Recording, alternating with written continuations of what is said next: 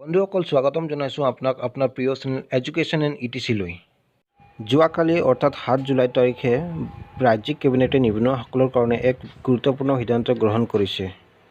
এই সিদ্ধান্ত মৰ্মে এতিয়াৰ পৰা শিক্ষিত নিবনুৱাসকলে এমপ্লয়মেণ্ট এক্সচেঞ্জ অফিচত নিজৰ নাম পঞ্জীয়ন কৰাৰ কাৰণে যাব নালাগে।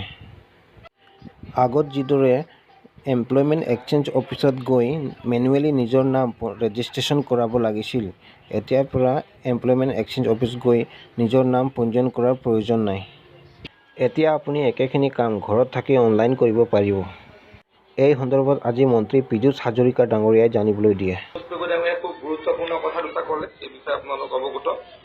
আৰু এটা অত্যন্ত গুৰুত্বপূৰ্ণ এডমিনিষ্ট্ৰেটিভ ৰিফৰ্মছ কালি আমি নিবনুৱা যুৱক যুৱতীসকলৰ কাৰণে কৰিছোঁ। মই এটা কথাত অত্যন্ত সুখী যে যোৱা 8খন কেবিনেটত প্ৰত্যেক দিনাই এটা নহয় দুটা এডমিনিষ্ট্ৰেটিভ ৰিফৰ্মছৰ কাৰণে আমি সিদ্ধান্ত লওঁ। এডমিনিষ্ট্ৰেটিভ ৰিফৰ্মছ কিয় জৰুৰী? 1950 চনত 1952 চনত বনোৱা বিলো কেতিয়াবা একে হৈ আছে, আইনো একে হৈ আছে। গতিকে সময় সলনি হৈছে, আমি এডমিনিষ্ট্ৰেটিভ ৰিফৰ্মছ কৰাটো অত্যন্ত জৰুৰী। এটা অত্যন্ত নিবনুৱাসকলৰ কাৰণে গুৰুত্বপূৰ্ণ যে আমি নিয়োগ কেন্দ্ৰত আমি কি কৰিব লাগে? ৰেজিষ্টাৰ কৰিব লাগে। এমপ্লয়মেণ্ট এক্সচেঞ্জত ৰেজিষ্টাৰ কৰিব লাগে।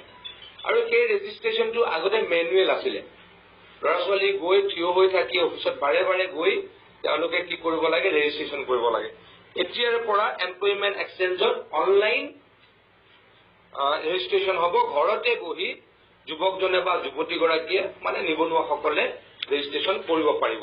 এইটো এটা অত্যন্ত গুৰুত্বপূৰ্ণ সিদ্ধান্ত বুলি মই উপলব্ধি কৰোঁ।